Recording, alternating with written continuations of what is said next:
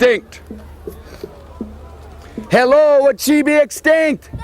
No, what would she be? Dead. Now we're getting somewhere. What would have to happen for Stormy to be extinct?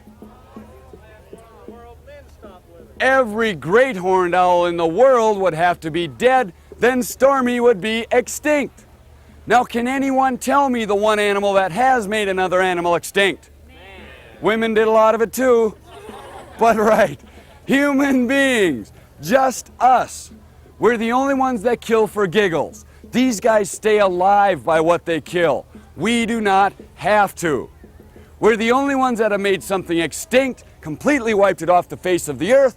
But if you're driving your car down the road and you see Stormy take a rabbit, a fox take a pheasant, or for that matter, the big bad wolf do a job on Bambi, you would be upset and horrified all the way to the grocery store while you were picking out your pork chops and your chickens and your steaks.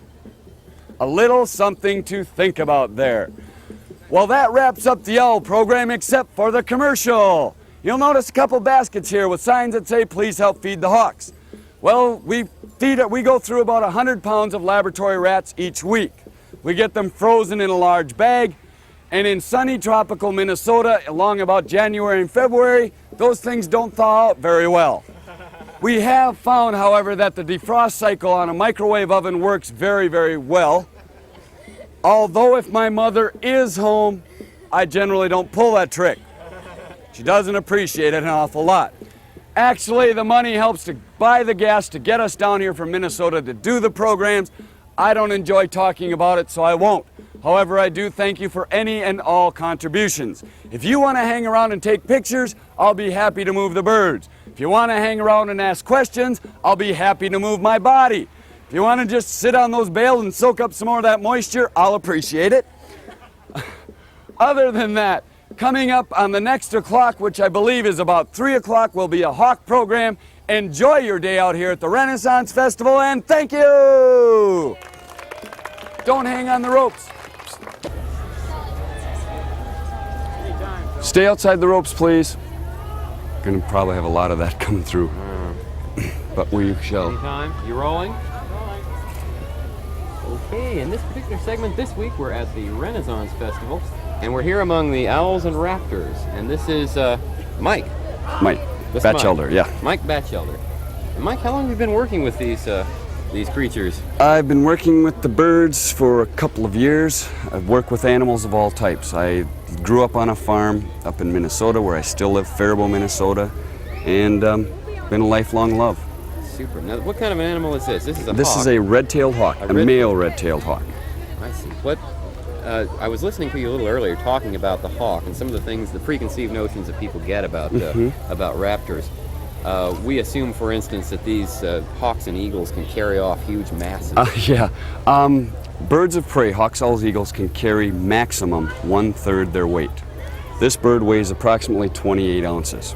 He would be able to lift a little less than 10 ounces, 8 or 9 ounces. So that's not a human being? No, not at all. The largest bird I have is Peggy. She's a 13-pound female golden eagle. Now 1/3 her weight would be less than 4.5 pounds. And there aren't a lot of people who leave 4.5-pound kids laying around to be carried off. Not too many. No, it doesn't happen. Also, another thing people have made up, I guess, about these birds is that to watch out for the beaks. People are very concerned that I'm always going to get my eyes poked out or bitten. But the thing is, these birds do not kill with their beaks. They kill with their feet. So watch for the feet. Right, it's the feet that you have to worry about. The red-tailed hawk is a very common bird in this area. Your most common bird of prey, however, is an American kestrel or sparrowhawk. That's a very small one. Yes, right. They're the smallest true falcons in North America. And generally people will see them sitting on telephone lines, bobbing their heads up and down, waiting for prey to come along. And they're one of the very few birds of prey in the world that can actually hover, like a hummingbird hovers. Oh, really? Just stay in one place, motionless, so to speak, without moving laterally of any type. And they're your most common. But you see, people see a lot of red tails in this area generally as they're going down the interstate or something like that, and the bird is just hanging, soaring with his wings out and letting the wind do all the work. They make these large circles and looks like they're very lazy. Well, now, are these an endangered species, or? The red-tail is not endangered. The golden eagle I have, Peggy, she's endangered in some states. I see. Gee, I wish we had a mouse that we could... what kind of a wingspan would this red-tailed hawk? 35 has a wingspan of about, he runs about 3 feet.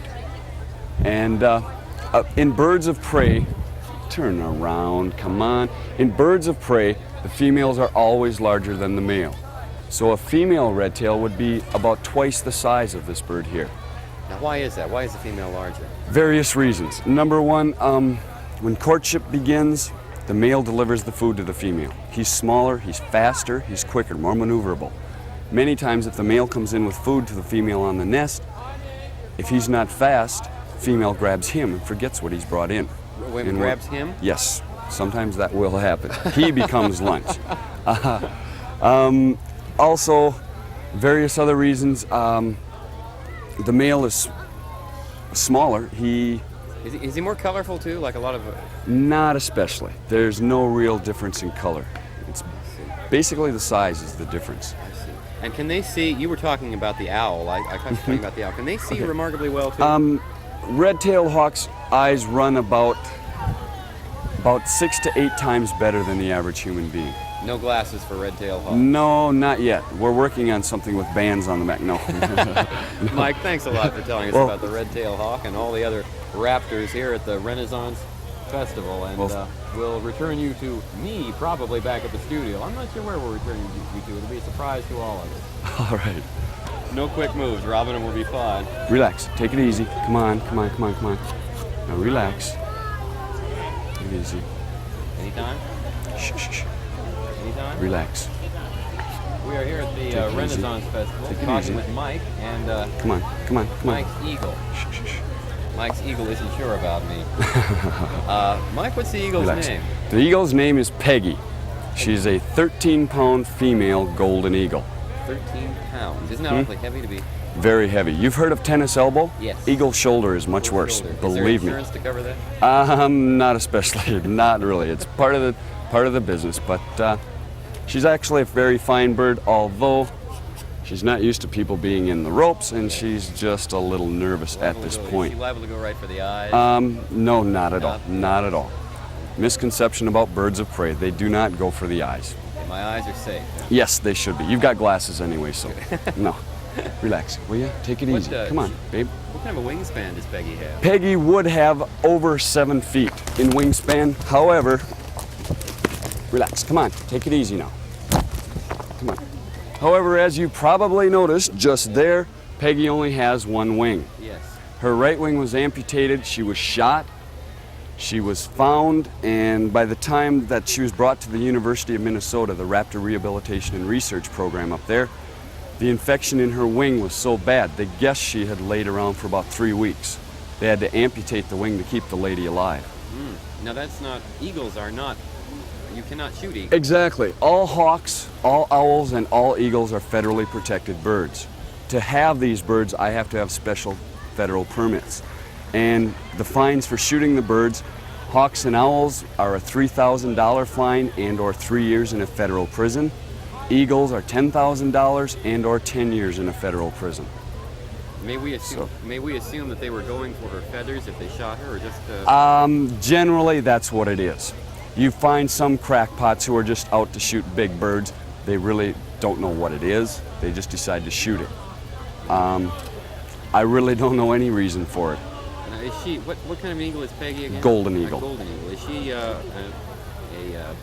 an endangered species? Endangered in some states. Well, she's endangered in some states. She's threatened in others. It's the degree. There's not much difference, but there is somewhat of a difference there, a degree difference. I see. And once again, we had talked earlier about the ability for raptors to see at great distances. I would assume that Peggy is able to see something the size of a gopher 2.5 miles away. That's better than I can do. She's able to see something her size, this very same size, 5 miles away. Oh my. Very, very, they're best eyesight in the world. I would say hands down. She could carry off a creature that was, say, 4 pounds. Yes, 1/3 her weight, 13 pounds. And that's if she's in perfect physical shape and the wind is just right. You know, that can be much lower also. Golden eagles generally will take furry critters on the ground, things like prairie dogs, rats, rabbits, mice, things like that. Do they need to eat a great deal? During the winter, because to keep themselves warm, they have to have a lot of food to burn as, you know, energy. Peggy eats about 1.5 pounds to 2 pounds per day during the winter of mostly laboratory rats that we get from the University of Minnesota also. And we feed dead animals. A lot of people come up and wonder if, gee, you know, where do you raise all your mice and this and that? But we tried that, and we spent more time raising the food than we did taking care of the birds, so we figured we'd go back to square one. This is fascinating. We're out of time, but Peggy, it's been very nice seeing you, and I'm glad you behaved yourself. I certainly did. I've certainly enjoyed myself here at the Renaissance Festival in Bonner Spring. Thank you. Thank All you. right. Very, Thank very you, good. Bert. Yeah, I forgot about your behind the Yeah. back there. Okay, this should be good. Anytime. Okay, we are here at the Renaissance Festival with Mike. And Mike, I keep forgetting your last name. Batchelder. Batchelder. Mike, like the animation company. Alice Batchelder. Yes, Yeah, okay. exactly. Mike Batchelder here. And Mike's friend, the wise-looking one, is Stormy. And Mike, we hear a lot about owls. You know, they're supposed to be very smart, wise animals. Well, is there anything to that? There are a lot of things you hear about owls that aren't true. For example, the wise old owl. Actually, owls are about as bright as a bucket of sand. They, I know people like that. Yeah. They're not wise at all. I think where it comes from, the owls are camouflaged. They blend in very well. They don't make a lot of noise. I guess what it is they don't shoot their mouth off to make themselves look dumb, like a lot of people. They're very you know. quiet. Those large But, yellow eyes have a great deal to do with the fact that they look wise. Yes. But there must be a reason for those eyes. Well, the eyes, as we all know, owls' eyes are designed for the night. But for the most part, people believe that owls are blind during the daytime. They think they're made to see at night. They can't see anything during the day. I mean, they're not. No, Stormy can see. She could see a squirrel a half mile away right now. Very So powerful. they exploded a myth. Exactly. And the thing is, people know that they can see very well at night. They figure that's all it's designed for. During the day, they can't do much. What it is, owls can do an awful lot with a very little light. As an example, to show you how, this is an actual owl skull here. I hope we can get a shot of this. I'm not sure if we can. Okay, can we see this? I think we can. Okay. An owl's You see skull. there May I? is the layer of bone glued back into the socket. All owl eyeballs have that, and it works just like a telescope, or a spyglass rather. Would it expand? Yeah, it makes, when an owl wants to see at a distance, she squeezes the muscles, the eyeball gets long and skinny, like a pirate's spyglass. I'll be darned. When she wants to see close up, relax the muscles, the eyeballs are back to being round. And then the eyes do work independently of Yes, one another, don't they? exactly. Which means her left can be long and skinny looking at a distance, the right short and fat. Or short and fat looking at something close up. What it is, they get one long, one short, and when that object makes a move, the eyes just lock in together then. So it's a way of kind of overcompensating, undercompensating. As soon as a movement is made, the eyes are right there, and she has it in perfect focus. Okay, now we're talking about a Great horned owl. ability to. Okay, Oh, a great okay. horned Yeah, owl. We're okay. talking about a great ability to see at great distances. Yes. Are these things up on top of her head her ears? No, they are not. The ears on a great horned owl are found behind that black ring of feathers. We call it a facial disc. If you were to pull those feathers towards Stormy's beak, you'd see a very large hole covering about 1/3 the side of her face. A hole. There's no protection other than the feathers. That's about it. Looking into that hole, you would actually see the back of Stormy's eyeball. They're very large. Oh my. The horns on the top, we think, no one really knows, but in a tall, skinny tree, now she'll put her tufts up and stand up tall and thin, and it will look like the grain on the bark. I see. Now a short, fat tree, on the other hand, Stormy puts her tufts down, which she won't here or because of the wind, and hunches over and blends in very well there. It's interesting when people come around here with dogs, and I have Stormy, she thinks of me, I guess, as a tall, skinny tree, because when she sees a dog and I'm around, her tufts go straight up, and to blend in with this tall, skinny tree here. Go ahead. Well, I have been talking with the tall, skinny tree, Mike Batchelder, and Stormy here at the Renaissance Festival Actually. in Bonner Springs. Alas, poor Yorick. I knew him, Horatio. Okay.